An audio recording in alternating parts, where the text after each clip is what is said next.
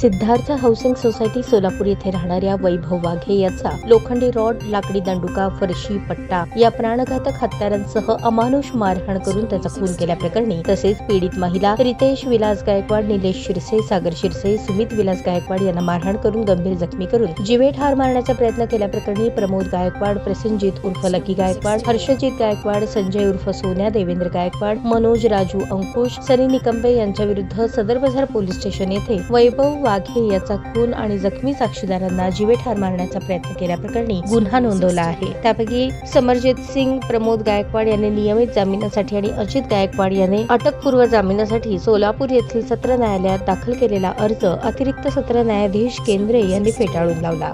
यामध्ये मूळ फिर्यादीतर्फे ॲडव्होकेट संतोष धावकर यांनी हजर होऊन फिर्यादीचे प्रतिज्ञापत्र दाखल करून आरोपींनी पोलीस कोठडीत असताना फिर्यादीस फोन करून धमकी दिल्याचे तसेच आरोपी विरुद्ध पूर्वी 3 गुन्हे दाखल असल्याचे न्यायालयाच्या निदर्शनास आणून दिले व आरोपींना जामीन देण्यास विरोध केला होता। सरकार पक्षातर्फे युक्तिवाद करताना ॲडव्होकेट दत्तूसिंग पवार यांनी आरोपींनी संगनमत करून कट रचून खून केला असल्याचे न्यायालयाच्या निदर्शनास आणून दिले। सदरचा युक्तिवाद ग्राह्य धरून न्यायालयाने दोघांचा जामीन अर्ज फेटाळून लावला। यात मूळ फिर्यादीतर्फे advocate Santosh Dhavkar, advocate Rahul Rupnar, advocate Shailesh Potphode, सरकार पक्षातर्फे ॲडव्होकेट दत्तूसिंग पवार तर समरजित सिंग गायकवाड तर्फे ॲडव्होकेट आर पाटील, आरोपी अजित गायकवाड तर्फे ॲडव्होकेट जे कांबळे हे काम पाहत आहेत।